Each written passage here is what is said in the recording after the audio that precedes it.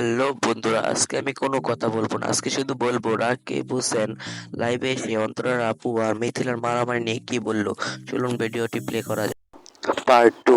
ইয়াসিন বেশ কিছুদিন ধরে অন্তরাকে অনেক বাজে বাজে ওয়ার্ড ইউজ করছিল। লাইভে এসে সে বলতেছিল যে অন্তরা নাকি 2টা বিয়ে হয়েছে, দেন অন্তরা 12 ভাতারি আরো অনেক নানান রকমের কথা।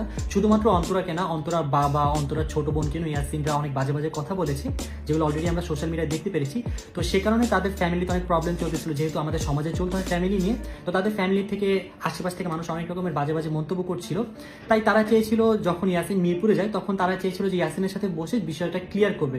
বাট সেখানে ইয়াসিন বিষয়টা ক্লিয়ার না করে উল্টো আরো গ্যাঞ্জাম সৃষ্টি। আসলে বিষয়টা এমন না, বেশি সাবস্ক্রাইবার অথবা বেশি ফ্যান ফলো থাকলে যে তার পাওয়ার বেশি থাকবে সেটা টোটালি রং। যার যত ফ্যান ফলো তার তত বেশি বিপদ।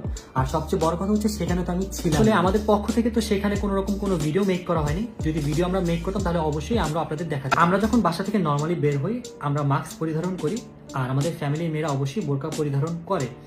আর বিষয়টা হচ্ছে, আপনি যেহেতু বলেন যে মারার উদ্দেশ্যে কি গিয়েছে কিনা, যদি মারার উদ্দেশ্যে যেয়ে থাকতো তাহলে তো অবশ্যই আপনারা এরকম কিছু দেখতে পেতেন। অ্যান্ড অলরেডি তাদের নামে মিথ্যাচার করা হচ্ছে, তারা নাকি ঋতু আর অন্তরা নাকি তাদের গায়ে হাত তুলেছে এবং তাদের কাছে নাকি প্রমাণও রয়েছে। তো আমি অবশ্যই তাদেরকে রিকোয়েস্ট করবো তারা যেন সেই প্রমাণটি